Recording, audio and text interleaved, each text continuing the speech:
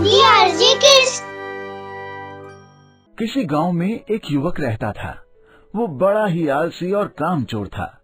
माँ बाप ने उसका नाम कर्मवीर रखा था, लेकिन कर्मवीर कोई कर्म नहीं करता था। अरे बेटा कर्मवीर, कुछ काम क्यों नहीं करते हो? देखो तुम्हारे सभी साथी कुछ ना कुछ काम करते हैं। माँ, मुझे काम करने की क्या जरूरत है? मेरे बाप दादा ने इतनी दौलत छोड़ी है ना मेरे लिए। लेकिन बेटा ये दौलत कब तक चलेगी? एक ना एक दिन तो तुझे कोई काम करना ही पड़ेगा ना। ऐसा दिन कभी नहीं आएगा। मैं तो घर बैठकर ही खाऊंगा। ये कहकर कर्मवीर वहाँ से निकलकर अपने मित्र पशुपति के घर जाता है। कहने को तो पशुपति उसका मित्र था, लेकिन वो कर्मवीर से बहुत जलता था। आओ कर्मवीर, आज कौन सी कहानी सुनाने आए हो? अरे मित्र, तुम ये क्या कह रहे हो? मैंने भला तुम्हें कब कहानी सुनाई है? अरे मैं तो बस ऐसे ही तुमसे हंसी ठिठोली कर रहा था। तुम भला कहाँ कहानी सुनाते हो? तुम तो सब सच ही बोलते हो। हाँ, वही तो मैं भी कहता हूँ। अच्छा, तुम्हें एक बात बतानी है जो मैंने तुम्हें आज तक नहीं बताई है। कौन सी बात? मित्र, मैं पिछले जन्म में राजा था। बहुत पराक्रमी और प्रतापी राजा। बहुत बड़ा खजाना था मेरे पास, लेकिन मेरे मंत्री ने मुझसे गद्दारी की और दूसरे राज्य के राजा के साथ मिलकर मेरा कत्ल करवा दिया था, सोचते हुए कि अब ये क्या नया नाटक है। लेकिन तुम्हें पिछले जन्म की बात कैसे पता है? यही तो अद्भुत बात है। मैं दिव्य बालक था। मैंने जन्म लेते ही बोलना शुरू कर दिया था।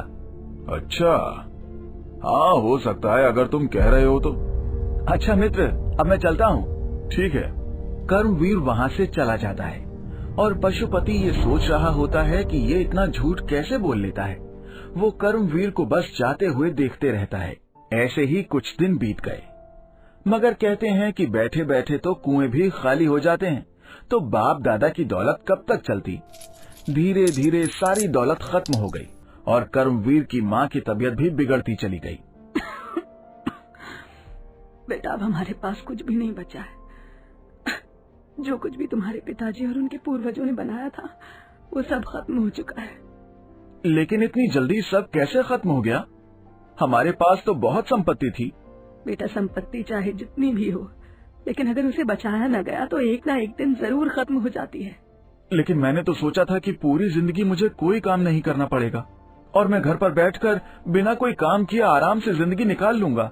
मैंने तुम्हें बहुत समझाया था, लेकिन तुमने मेरी कभी सुनी ही नहीं। अगर तुम कोई काम करते तो आज ये दिन न देखना पड़ता हमको। मैं अब बूढ़ी हो चुकी हूँ और बीमार भी। ज्यादा समय अब मैं जीवित नहीं रहूंगी। माँ, ऐसा मत कहो। अगर तुम नहीं रहोगी तो मैं अकेले कैसे रहूंगा? ऐसे ही कुछ दिन बीत गए। तब मजबूरी में कर्मवीर को घर से निकलना ही पड़ा रोजी रोटी की तलाश में।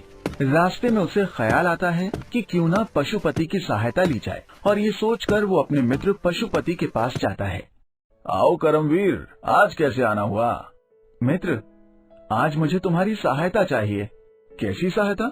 मैं तुम्हारे लिए क्या कर सकता हूँ? मेरी सारी संपत्ति खत्म हो गई है। अब मेरे पास कुछ नहीं बचा है। क्या तुम मुझे कुछ रुपए दे सकते हो? मैं तुम्हें वापस लौटा दूंगा। तुम्हें देने के लिए मेरे पास रुपए नहीं है। मैं तो गरीब लोहार हूँ। लोहा पीट कर जो भी पैसा मिलता है उससे बस 2 वक्त की रोटी जुटा पाता हूँ। तो क्या तुम मेरी मदद नहीं करोगे? नहीं, मैं तुम्हारी कोई मदद नहीं कर सकता। और वैसे भी तुम तो पिछले जन्म में राजा थे ना, तो जाओ अपने राजमहल में, वहाँ तो तुम्हारा खजाना है। ये सुनकर कर्मवीर वहाँ से चला जाता है। पशुपति मन ही मन बहुत खुश होता है। कर्मवीर को कुछ समझ नहीं आ रहा था कि क्या करे, कहाँ जाए। वो बस चला जा रहा था, एक गांव से दूसरे गांव। चलते चलते आखिर वो राजमहल के पास पहुँच जाता है। राजमहल नजदीक ही है, अब मैं सीधे महाराज के पास जाकर काम मांगता हूँ। ये सोचकर वो राज दरबार की तरफ बढ़ा।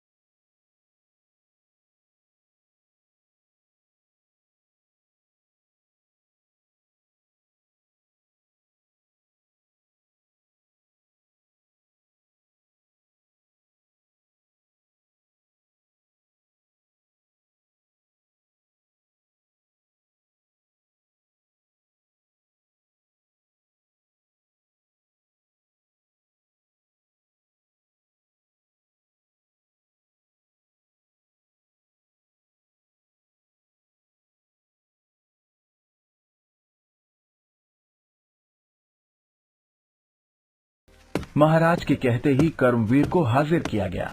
कर्मवीर, शत्रु राज्य की सेना ने हमारे राज्य पर हमला कर दिया है। इस संकट से फौरन राज्य को बचाएं। ये सुनते ही कर्मवीर का दिल धड़क उठा। लगा कि अंत समय निकट आ गया है, लेकिन उसने किसी के सामने अपनी कमजोरी जाहिर नहीं होने दी और फिर बड़ी बड़ी बातें करने लगा। महाराज, पूरी सेना को मैं मसल कर रख दूंगा, आप बिल्कुल भी चिंता न करें। कल सुबह आप देखिएगा कि कैसे मैं शत्रु सेना को भगाता हूं। कर्मवीर का आश्वासन पाकर राजा की जान में जान आई, लेकिन कर्मवीर की हालत खराब थी।